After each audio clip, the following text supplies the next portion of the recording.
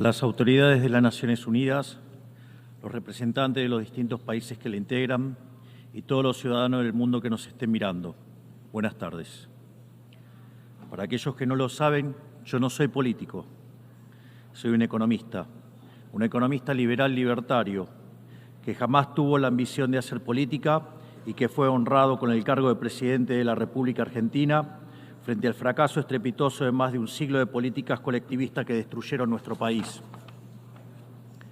Este es mi primer discurso frente a la Asamblea General de las Naciones Unidas y quiero aprovechar para, con humildad, alertar a las distintas naciones del mundo sobre el camino que están transitando hace décadas y sobre el peligro que implica que esta organización fracase en cumplir su misión original. No vengo aquí a decirle al mundo lo que tiene que hacer. Vengo aquí a decirle al mundo, por un lado, lo que va a ocurrir si las Naciones Unidas continúan promoviendo las políticas colectivistas que vienen promoviendo bajo el mandato de la Agenda 2030, y por el otro, cuáles son los valores que la nueva Argentina defiende. Quiero, sí, comenzar dando crédito cuando el crédito corresponde. La Organización de Naciones Unidas nace del horror de la guerra más cruenta de la historia global, con el objetivo principal de que nunca volviera a ocurrir. Para ello, la organización grabó en piedra sus principios fundamentales en la Declaración Universal de Derechos Humanos. Ahí se consignó un acuerdo básico en torno a una máxima, que todos los seres humanos nacen libres e iguales en dignidad y derechos. Bajo la tutela de esta organización y la adopción de estas ideas, durante los últimos 70 años la humanidad vivió en periodo de paz global más largo de la historia, que coincidió también con el periodo de mayor crecimiento económico de la historia. Se creó un foro internacional donde las naciones pudieran dirimir sus conflictos a través de la cooperación, en vez de recurrir instantáneamente a las armas, y se logró algo impensado: sentar de manera permanente a las 5 potencias más grandes del mundo en una misma mesa, cada una con el mismo poder de veto, a pesar de tener intereses totalmente contrapuestos. Todo esto no hizo que el flagelo de la guerra desapareciera, pero se logró por ahora que ningún conflicto escalara a proporciones mundiales. El resultado fue que pasamos de tener 2 guerras mundiales en menos de 40 años, que en conjunto se cobraron más de 120 millones de vidas, a tener 70 años consecutivos de relativa paz y estabilidad global, bajo el manto de un orden que permitió al mundo entero integrarse comercialmente, competir y prosperar. Porque donde entra el comercio no entran las balas, decía Bastiat. Porque el comercio garantiza la paz, la libertad garantiza el comercio y la igualdad ante la ley garantiza la libertad. Se cumplió, en definitiva, lo que consignó el profeta Isaías y se lee en el parque cruzando la calle. Dios juzgará entre las naciones y arbitrará por los muchos pueblos. Forjarán sus espadas en rejas de arado y sus lanzas en podadoras. Nación no tomará espada contra nación, nunca más conocerán la guerra. Esto es lo que ha ocurrido mayormente bajo la tutela de las Naciones Unidas en sus primeras décadas. Y por eso, desde esta perspectiva, estamos hablando de un éxito destacable en la historia de las naciones que no puede ser soslayado. Ahora bien, en algún momento, y como suele ocurrir con la mayoría de las estructuras burocráticas que los hombres creamos, esta organización dejó de velar por los principios esbozados en su declaración fundante y comenzó a mutar. Una organización que había sido pensada esencialmente como un escudo para proteger el reino de los hombres se transformó en un leviatán de múltiples tentáculos que pretende decidir no solo qué debe hacer cada Estado-nación, sino también cómo deben vivir todos los ciudadanos del mundo.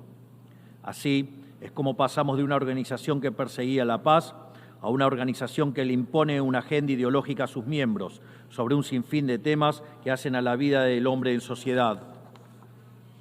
El modelo de Naciones Unidas, que había sido exitoso, cuyo origen podemos rastrear en las ideas del presidente Wilson, que hablaba de la sociedad de paz sin victoria y que se fundaba en la cooperación de los Estados-nación, ha sido abandonado.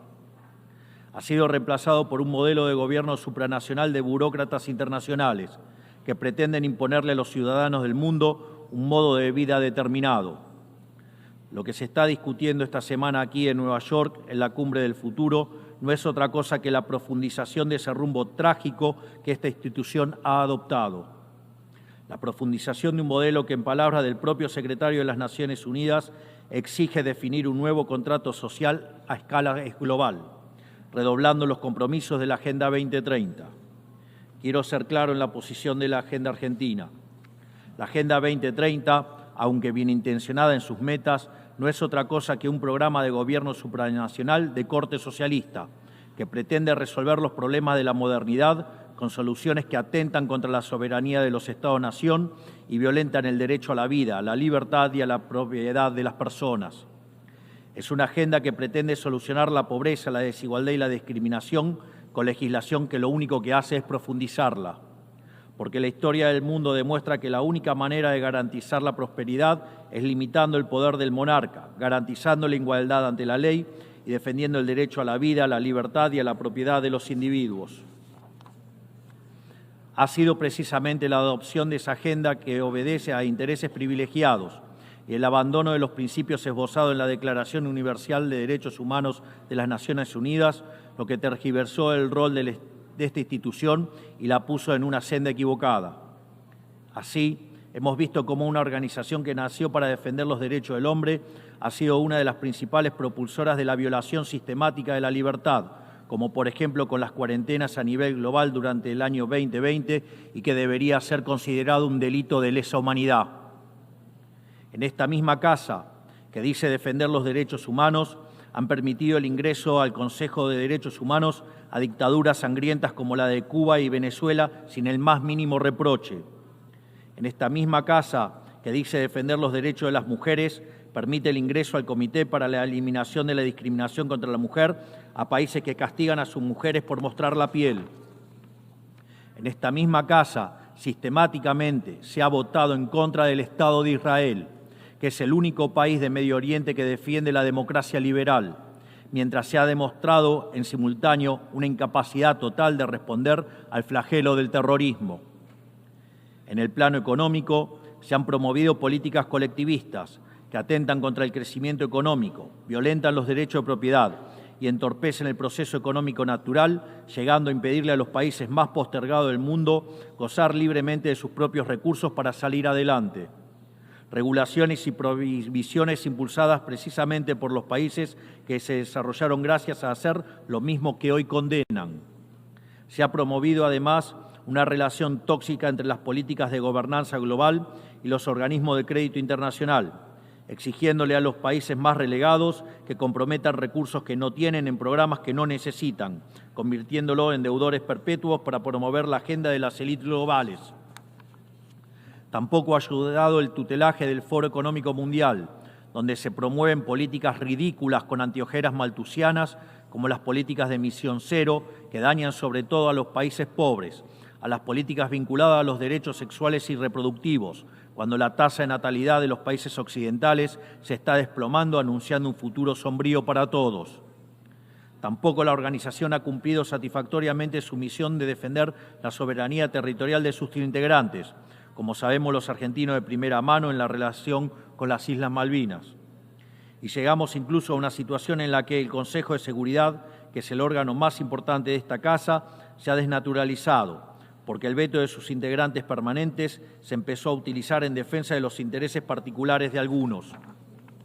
Así estamos hoy, con una organización impotente en brindar soluciones a los verdaderos conflictos globales, como ha sido la aberración y aberrante invasión rusa a Ucrania, que ya le ha costado la vida a más de 300.000 personas, dejando un tendal de más de 1 millón de heridos en el proceso. Una organización que en vez de enfrentar estos conflictos invierte tiempo y esfuerzo en imponerle a los países pobres que cómo y deben producir, con quién vincularse, qué deben comer y en qué creer, como pretende dictar el presente pacto del futuro. Toda esta larga lista de errores y contradicciones no ha sido gratuita, sino que ha redundado en la pérdida de credibilidad de las Naciones Unidas ante los ciudadanos del mundo libre y en la desnaturalización de sus funciones. Por eso, quiero hacer una advertencia. Estamos ante un fin de ciclo.